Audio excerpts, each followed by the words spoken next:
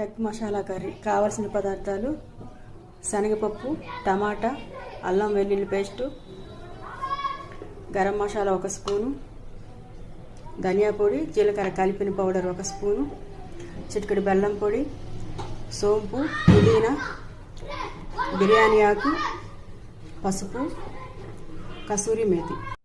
ఇవన్నీ మిక్సీ పట్టుకోవాలి.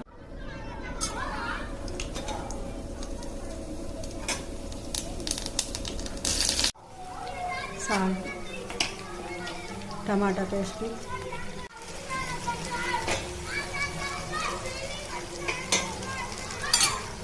చింతపులుసు.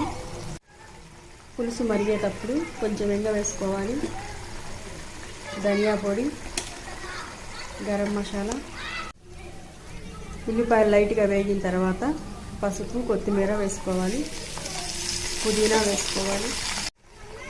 పులుసు కాబట్టి మనం సరిపడా వాటర్ పోసుకోవాలి. పులుసు మరుగుతున్నప్పుడు ఎగ్స్ వేసుకోవాలి.